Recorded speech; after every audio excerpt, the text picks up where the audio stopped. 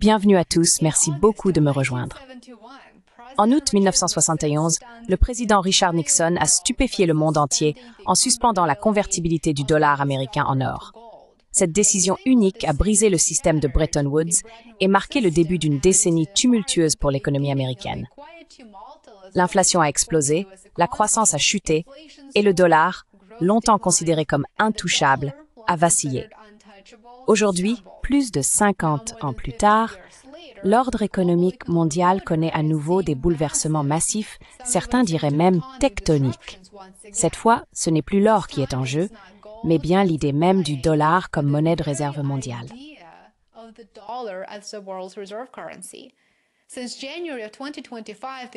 Depuis janvier 2025, le dollar américain a connu ses 6 pires mois de l'année depuis 1973, alors que les investisseurs mondiaux vendent leurs avoirs en dollars, ce qui représente une menace directe et assez grave pour le statut de valeur refuge de la monnaie. L'indice du dollar, qui mesure la force de la devise face à un panier de 6 autres monnaies, dont la livre sterling, l'euro et le yen, a chuté de 10,8% au premier semestre 2025. Jusqu'où le dollar peut-il réellement descendre?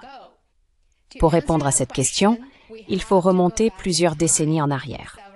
En 1944, lors d'une réunion à Bretton Woods dans le New Hampshire, les puissants alliés ont décidé de reconstruire l'économie d'après-guerre autour du dollar américain. Ce dernier était alors indexé sur l'or à 35 $ l'once.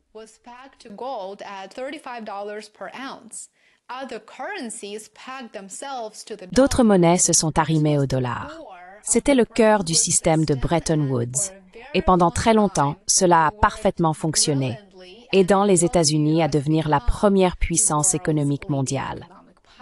L'économie américaine était véritablement sans égale, et la puissance financière des États-Unis semblait sans limite. Mais sous cette surface brillante, des fissures commençaient à apparaître. À mesure que le Japon et l'Europe se relevaient et continuaient de croître, ils avaient besoin de plus de dollars, ils en voulaient beaucoup plus, pour défendre leur propre taux de change contre une volatilité extrême. Voici maintenant ce que signifie le commerce en dollars américains pour les pays étrangers qui ont leur propre monnaie nationale. Voici pourquoi la volatilité des taux de change est si risquée pour eux.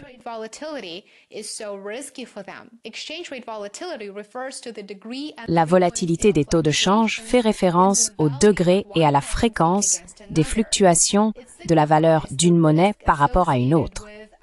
Elle indique le risque lié aux variations imprévisibles des taux de change et peut avoir un impact significatif sur le commerce international, les investissements étrangers et même la politique monétaire.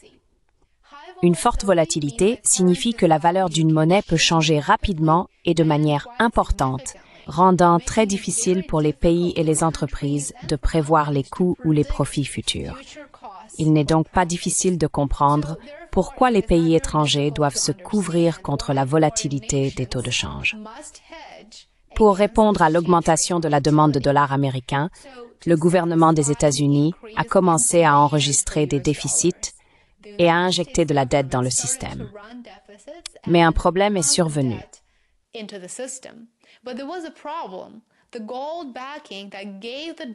Le soutien en or qui donnait sa force au dollar ne croissait pas au même rythme. Les fondations du dollar s'amenuisaient et les spéculateurs le savaient.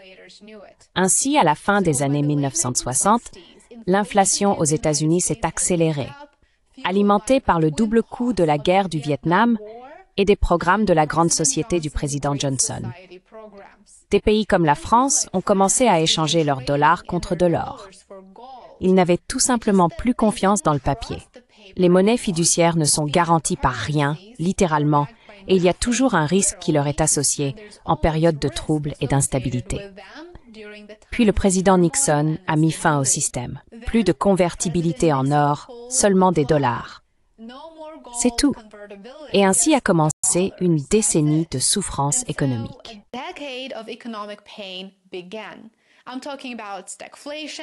Je parle de stagflation, de la flambée des taux d'intérêt et d'un dollar discrètement malmené, engagé dans une spirale descendante. Avançons maintenant jusqu'à aujourd'hui. Une fois de plus, un président américain s'en prend au statu quo monétaire mondial. Le second mandat de Donald Trump s'annonce comme une poudrière économique avec des échos troublants de l'ère Nixon. Le premier mandat de Trump a déjà mis à l'épreuve le leadership financier mondial des États-Unis. Les guerres commerciales, notamment avec la Chine, ont érodé la confiance dans la prévisibilité de la politique américaine. C'est une mauvaise chose lorsque l'instabilité dure longtemps. Les droits de douane ont perturbé les chaînes d'approvisionnement, affaibli les alliances mondiales et les capitaux ont commencé à chercher des refuges plus sûrs.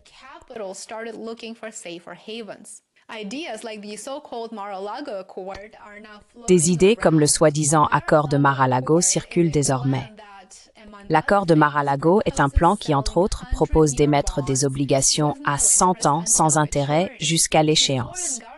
Pour les gouvernements étrangers, cela ressemble fortement à un défaut de paiement, surtout dans un contexte d'inflation croissante et d'endettement grandissant.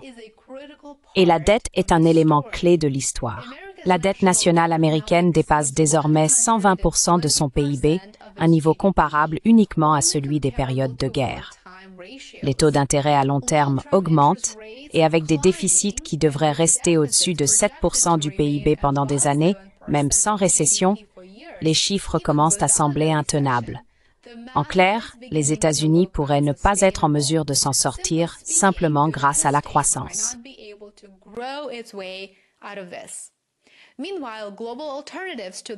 Pendant ce temps, les alternatives mondiales au dollar gagnent du terrain.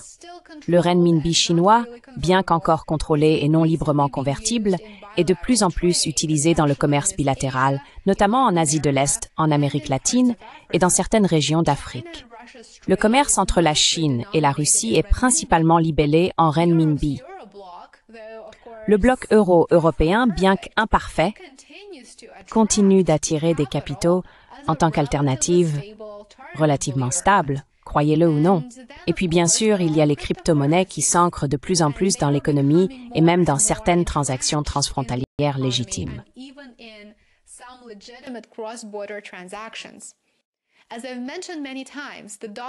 Comme je l'ai mentionné à de nombreuses reprises, la domination du dollar ne va pas disparaître du jour au lendemain. Ce ne sera pas le cas. Mais elle commence à décliner. Et si les pays accélèrent la diversification des réserves de leur banque centrale au détriment des titres du Trésor américain, les conséquences seront graves, sans aucun doute. Une demande plus faible pour les bons du Trésor signifie des taux d'intérêt plus élevés. Des taux plus élevés impliquent un service de la dette plus coûteux. Et cela, à son tour, creuse les déficits, alimentant un cercle vicieux. À la fin des années 1950, l'économiste de Yale, Robert Triffin, avait averti que le rôle mondial du dollar obligeait les États-Unis à enregistrer des déficits commerciaux et budgétaires afin de fournir de la liquidité au reste du monde.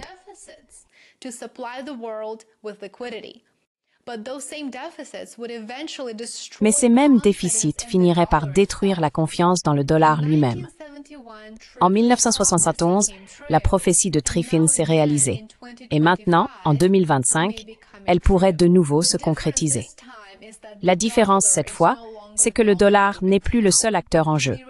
Le bloc du renminbi monte en puissance, l'euro persiste, les crypto-monnaies évoluent, et même les alliés des États-Unis couvrent désormais ouvertement leurs paris. Jusqu'où le dollar peut-il donc chuter? Cela dépend non seulement des politiques adoptées par les États-Unis, mais aussi de la manière dont le reste du monde choisit de réagir. Si Trump continue de défier les institutions mondiales et de mener des stratégies économiques imprévisibles, la confiance dans le dollar pourrait se détériorer plus rapidement que quiconque ne l'imagine.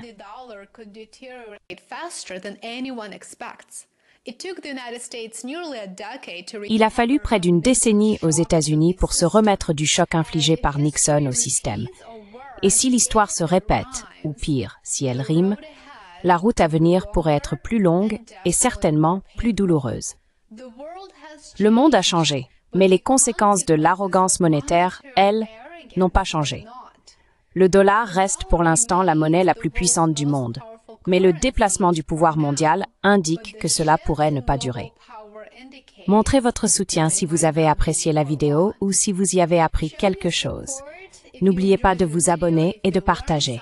Soutenez mon travail sur Substack et Patreon, cela compte beaucoup pour moi. Et je vous retrouve ici demain. Profitez bien du reste de votre journée. Back here tomorrow. Enjoy the rest of your day.